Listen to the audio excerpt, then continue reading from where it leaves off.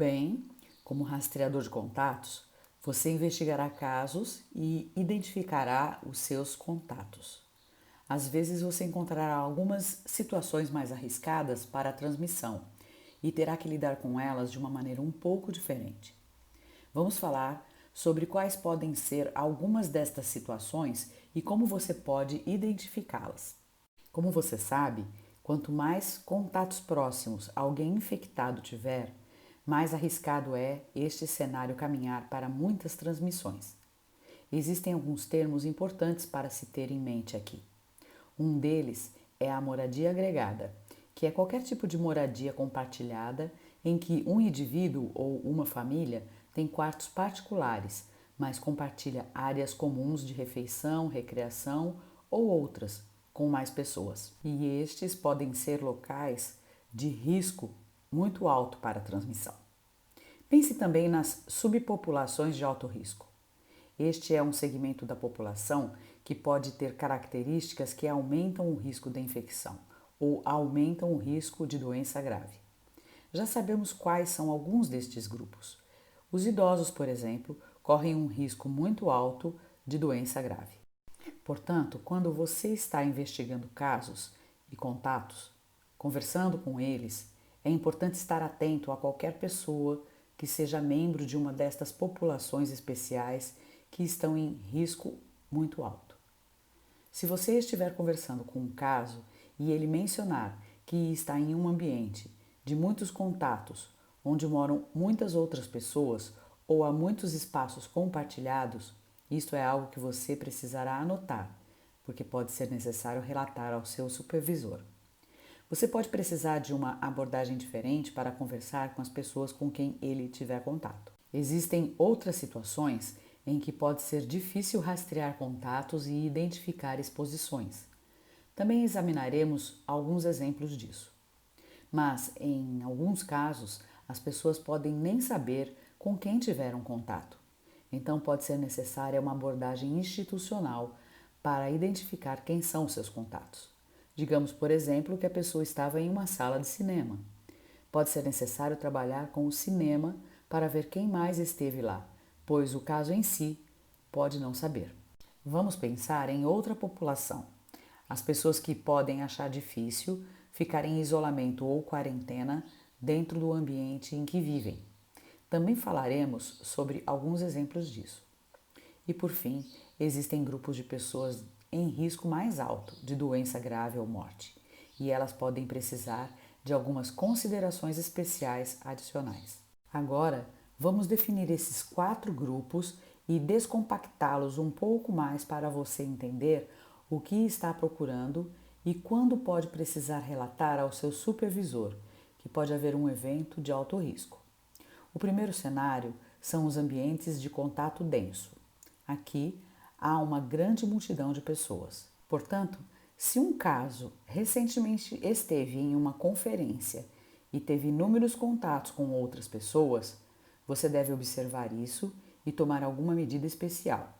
Se o caso frequentemente tiver contatos estreitos ou interações com outras pessoas, incluindo contato físico, ou ficar a menos de 2 metros de distância por longos períodos, esses tipos de contatos podem levar ao que chamamos de evento de superpropagação. E isso significa um alto número reprodutivo em comum. Em média, você sabe que alguém infeccioso que tenha Covid-19 pode infectar 2 ou 3 pessoas. Mas se ele teve contato com dezenas de pessoas enquanto está infeccioso, é possível que infecte um número muito mais alto do que 2 ou 3 pessoas. Novamente, esta é uma situação arriscada que você precisará identificar, porque pode ser necessário mais do que as etapas normais para rastrear contatos para lidar com este tipo de exposição. Alguns exemplos desses ambientes de contato denso podem incluir conferências, como mencionei, pessoas que passaram muito tempo em transporte coletivo, ou, por exemplo, em uma viagem de avião ou trem por um longo período. Serviços religiosos ou exposições são outros locais em que as pessoas frequentemente têm contato próximo com muitas pessoas. Um ambiente de trabalho é outro exemplo. Assim como bares, academias, as escolas com as pessoas sentadas juntas na sala de aula por um longo período são outro ambiente de contato denso. Eventos esportivos, shows ou outros locais em que as pessoas frequentemente estão em contato muito próximo. Então, sempre que você identificar um caso que teve uma destas exposições durante o período infeccioso, precisará relatar ao seu supervisor. Pode ser necessário fazer mais do que apenas um típico rastreamento de contatos. Vamos falar sobre o próximo grupo, das pessoas em que é complexo ou difícil rastrear o contato e identificar as suas exposições. Estes são exemplos em que os contatos próximos podem ser desconhecidos para o caso. Digamos que você foi a um show. Você pode ter tido um contato muito próximo com alguém perto de você, mas você não conhece essa pessoa. Você pode não saber como contactá-la. Outro exemplo é uma situação em que a memória dos contatos pode não ser confiável.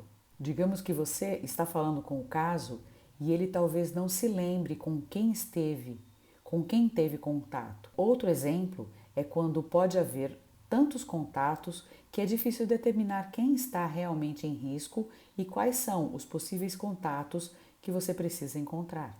Um exemplo de quando o rastreamento de contatos pode ser difícil é um abrigo de moradores de rua, por exemplo, pois o caso em si pode não se lembrar de todos os seus contatos.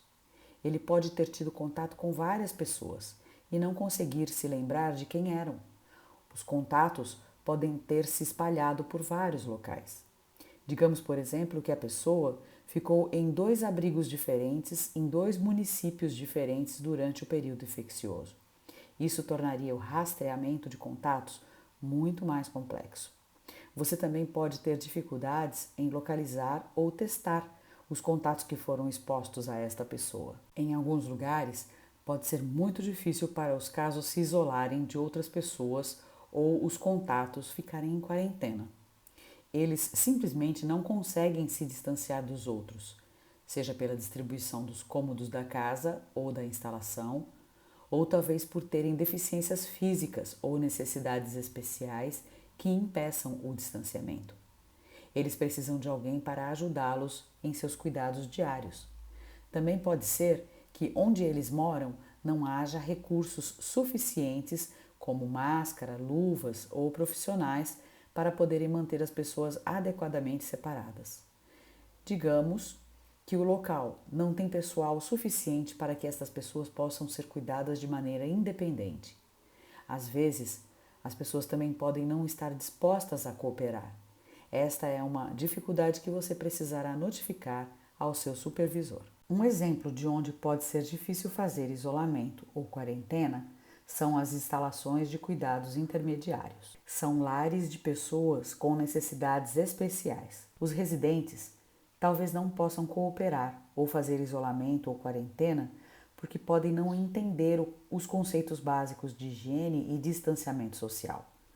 Portanto, podem não ser capazes de seguir instruções sozinhos e podem ser difícil distanciá-los das pessoas da casa que estão infectadas, porque todos precisam de cuidados e não há outro lugar para eles irem. Também é mais difícil manter recursos para uma prevenção efetiva nestes cenários, porque eles podem não ter o costume de usar máscaras e aventais e simplesmente podem não tê-los. Este seria outro exemplo a ser conversado com o seu supervisor imediatamente. Falamos sobre os 3 exemplos em que o risco de transmissão pode ser mais alto. Mas lembrem-se de que também existe um 4º grupo em que o risco de transmissão pode ser bem alto, com risco alto de doença grave ou morte. São as pessoas com mais probabilidade de serem infectadas porque têm muitos contextos de contatos próximos, semelhantes a algum desses cenários apresentados. Mas elas também podem possuir comorbidades médicas subjacentes que as colocam em risco grave de doença. E podem se expor ao vírus diversas vezes devido às outras pessoas com as quais têm contato. Um exemplo desse tipo de cenário são as clínicas de repouso para idosos. Esta é uma situação de moradia agregada em que as pessoas podem ter seus próprios quartos, mas compartilham recursos como cozinhas ou outros espaços sociais e por isso correm alto risco de infecção. A maioria dos residentes destas clínicas tem mais de 60 anos de idade e estão em alto risco de doença grave e morte. Estes lugares podem ter vários níveis de cuidados, incluindo enfermagem qualificada para cuidar de indivíduos com doenças ou lesões, ou serem mais simples, sem muitos recursos. Por isso tudo, eles podem ter as mesmas limitações para fazer isolamento ou quarentena. Essa será uma situação particularmente arriscada, na qual as pessoas correm um alto risco de contaminação, como também de doença grave ou morte. Lembrando novamente, como rastreador de contatos, você terá que ajudar a identificar estas situações de alto risco quando estiver conversando com os seus casos ou contatos. Será realmente importante coletar as informações necessárias para avaliar este risco com precisão. Isso inclui garantir que você saiba onde as pessoas vivem e onde estão, bem como o tipo de interação que elas têm todos os dias. Se a pessoa esteve em um dos cenários ou locais em que poderia ter contato com outras pessoas, você precisará das informações deste contato e local. Você precisará de detalhes, precisará dos nomes dos contatos mais próximos que se lembrarem e até ajudar nos contatos que ela não consegue se lembrar. Você precisará de detalhes sobre onde ela esteve, se ela foi ao cinema, qual o filme, qual o horário, qual cinema, se foi a uma conferência, qual o nome, qual o local, se esteve em uma classe, quem é o professor, onde fica a escola. Você precisará dos nomes dos locais e tudo isso o ajudará a controlar a transmissão neste cenário. A identificação dessa situação de alto risco também depende de que você mantenha um padrão de perguntas nos telefonemas.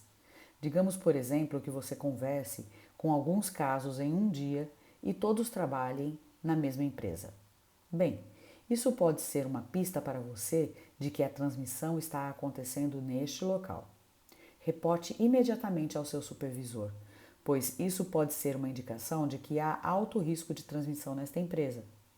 Quando você está conversando com alguém que pode estar neste cenário de alto risco, deve avisá-lo de que um acompanhamento adicional poderá ser exigido. Em geral, esses cenários de alto risco são resolvidos por equipes específicas, treinadas para trabalhar com locais e organizações a fim de elaborar um plano abrangente para lidar com o risco e prestar os serviços exigidos para realmente interromper a transmissão nestes cenários. Repetindo, é importante entrar em contato com o seu supervisor imediatamente se você identificar casos ou contatos de alto risco.